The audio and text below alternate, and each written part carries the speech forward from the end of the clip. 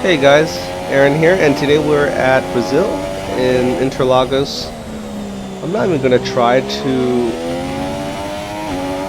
even attempt to say this track name. I'd butcher it so hard. Spanish and Americans just do not mix. We just suck at it so bad. And right now we're going on, I think my second qualifying run. My first qualifying run was butchered.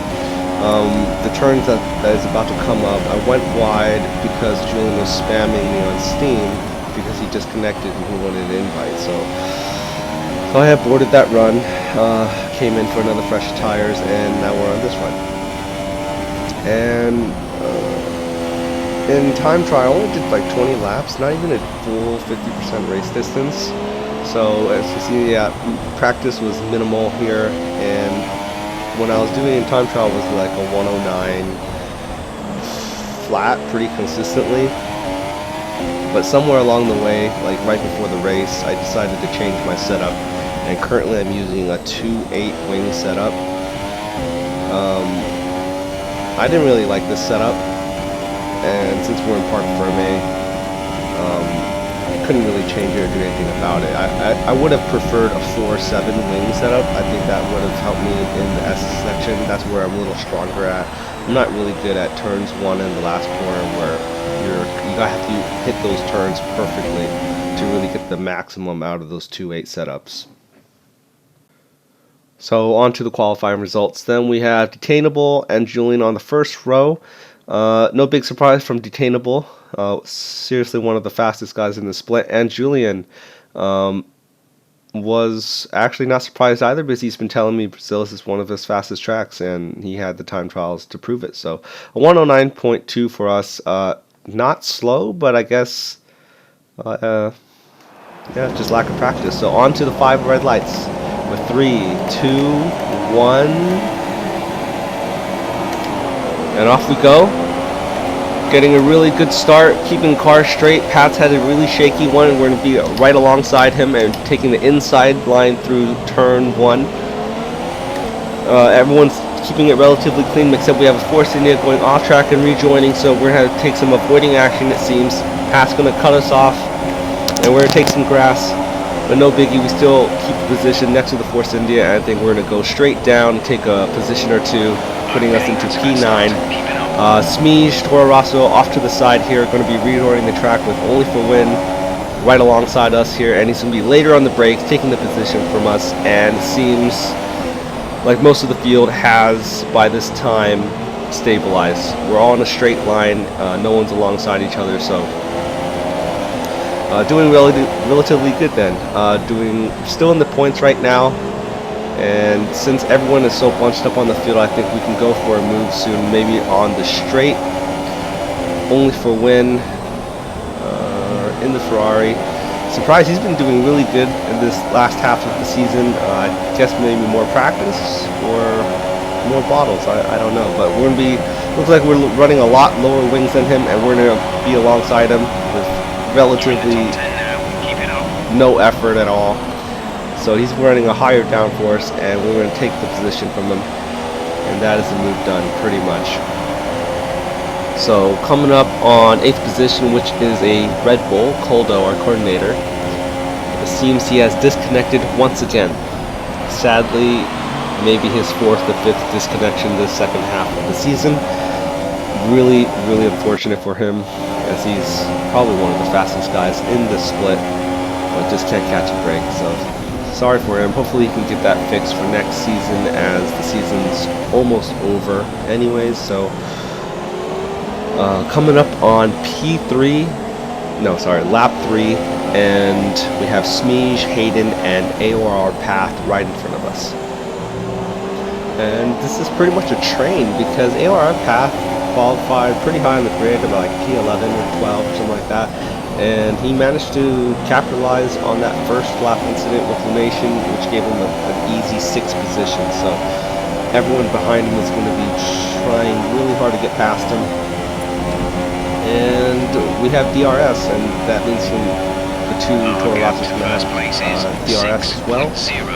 But Smeesh is going to go wide, lock up, and this is going to give us a good position or a good chance to get past him, barely making no contact with him and getting alongside him. And we're going to activate DRS once again. Unsure if Smeesh also has DRS, but he's gaining ground on us, indicating he has lower wings, and we're going to take the entire width of the track, and at the same time Hayden's going to make the same exact move on path, and that is a double overtake at the same corner at the same time, which was amazing. That was just so cool. So yeah, behind path now with a P7 and from a P12 qualifying. This is feeling really good. I think if we can get past path, we can potentially keep this P6 or P5 from Smeesh if we defend correctly. So following AOR path now, he's going to take some oversteer on that curve, exiting the last corner, and that might give us a good run on him on this straight to make a move into turn 1. But he also has DRS, so might make a move. I don't remember.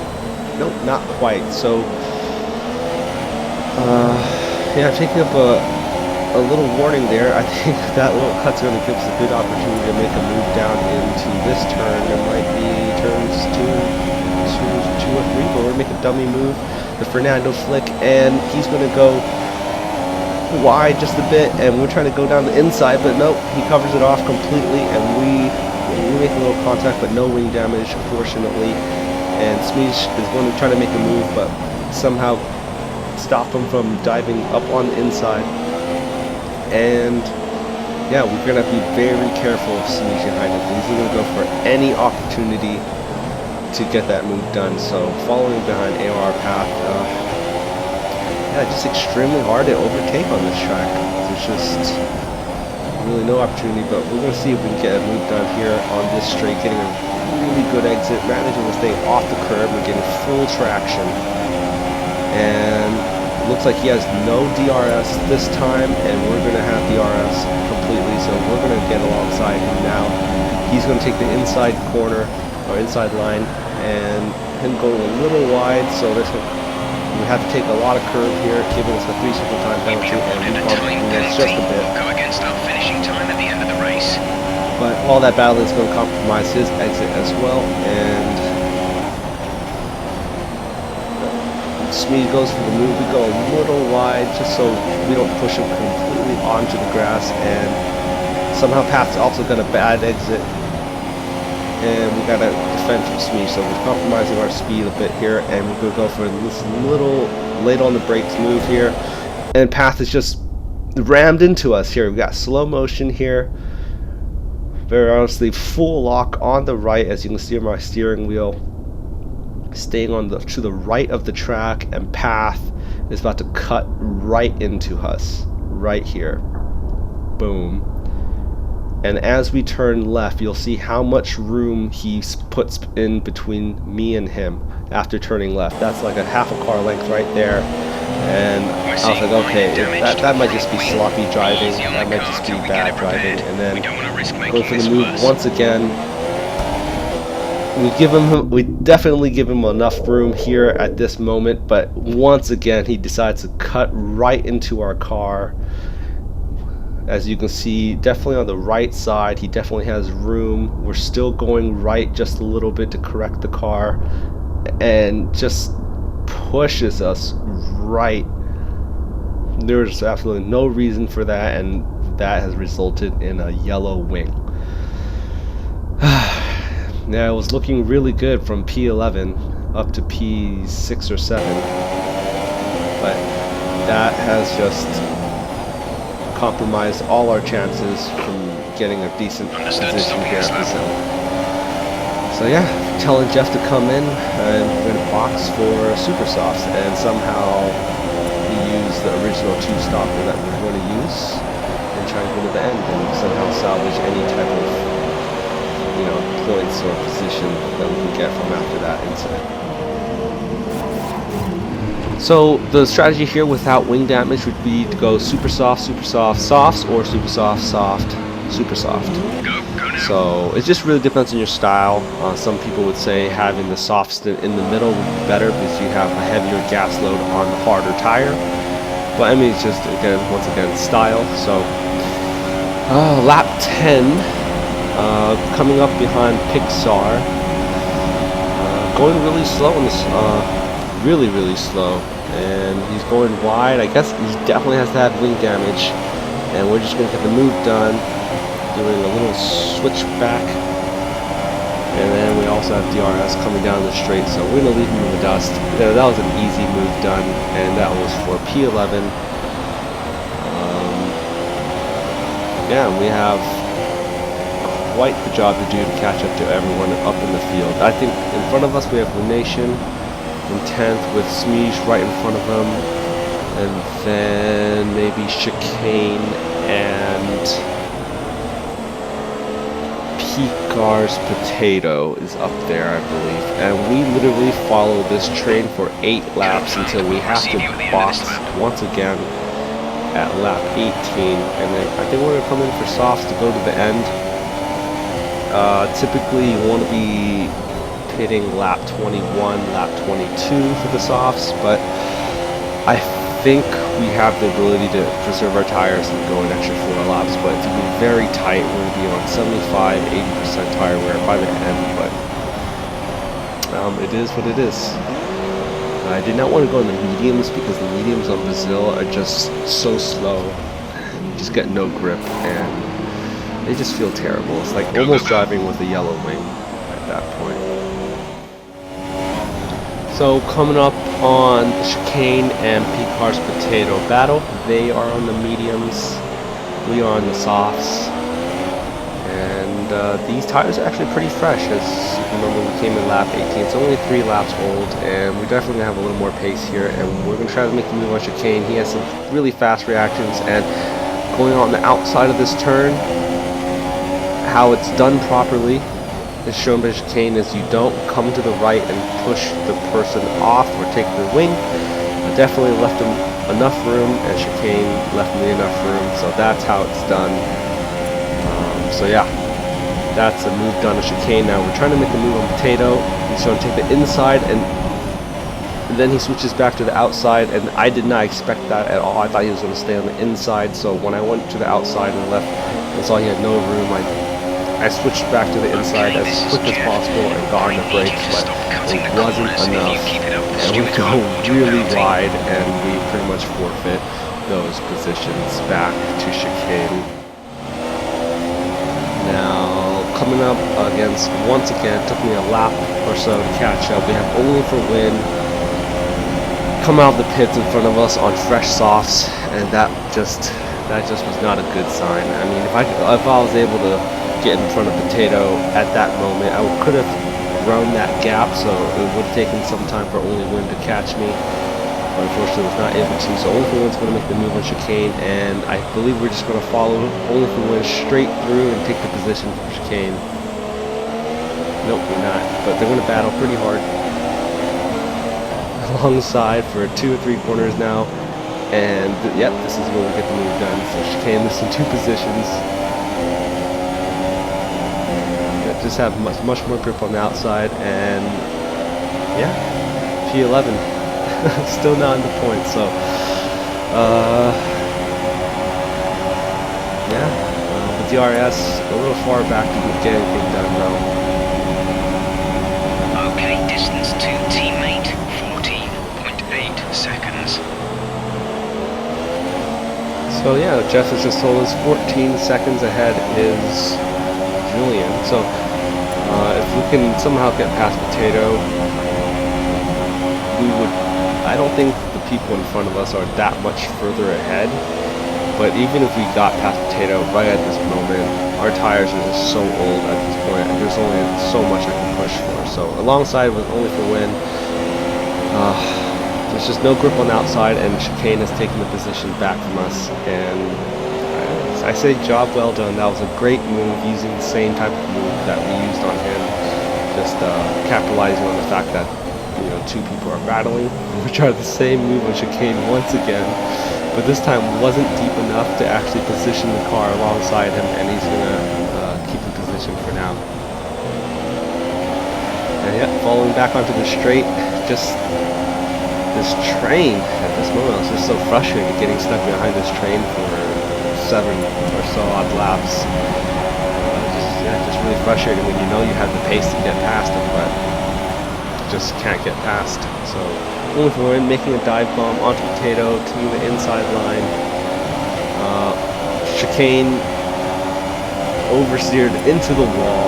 I think he managed to somehow keep the car under control enough so he didn't slam into the wall. He got no damage, but that's going to put him 3.5 seconds behind us. And yeah, just trying to get past Only for Win and Potato now. Still in P11. And with front row seats with Only for Win trying to battle Potato, he's pushed Potato from the back, and I think that's caused Potato to unstabilize the car, and he's gotten through the grass. So that's a position for me and Only for Win. Finally back into the points with just 1 point, but it's better than nothing, I guess. And Only for Win is just going to pull away. Just has so much more pace with the fresher tires, and cutting ahead to lap 30, we're going to be coming up on Algo, going very wide at turn 5. Yeah, just trying to keep it on track, it seems. Looks like he's really struggling. And yeah, I think he's got wing damage because he's just going so slow through these turns. Even with the debris on his tires, he should be okay. And as seeing as how he's gone wide right there, I think for sure he's got damage. So trying to slow it down after that little tap that he gave us so we don't run him wide completely. That is pretty much a move done. I don't think he's going to get anywhere close to us. And lap 33 now, we've caught up to Grezu and Smeej now. Once again, surprised to see Smeej so far back in the race. It's just so uncharacteristic of him. Yeah, so I'm not sure if he had wing damage because at this point when I caught up to him, The car ahead has a damage front wing. We should see a drop in performance from them. oh yeah, Jeff has just told us that there was wing damage. I swear in the race I did not hear Jeff tell me that, but at this time I thought Smeej had no wing damage because when I was battling him, he kind of seemed to have this similar pace, unless he also had wing damage at the beginning of the race. But yeah, we got DRS, and we're trying to see if we can make a move done on Smeej. Braking for turn 1 now. Smeej looks like he's carrying a good amount of speed through, but it looks like he just can't rotate the car, and he's gone a little wide, and we'll make some contact. We have 2 laps of fuel remaining. Just going to take it down the DRS straight. And even with DRS, he's pulling away. He's running some absurd low wing. I think I can confirm 1.5 wings or something like that. The front wing. The damage only looks minor, but you need to take it easy to avoid making the problem worse. We just underestimated the amount of speed he was taking through that turn, and we just rammed him, and now we have a yellow wing now. Actually very surprised he actually let me through. If I was in the same Discord, I would have just told him just take the position back like this. He didn't cause that wing damage. I was behind him. I hit him. That was completely my fault. But yeah, 72% on the tires now. Elgo's going wide once again. P11. But I can confirm that Smeej did get pushed off track by AOR Path, and that's what led him into ramming into the wall, and he had a half red wing. So, yeah, AOR Path confirmed, at least for me, ruining my race and ruining Smeej's race. And that's going to lead us into finishing 9th.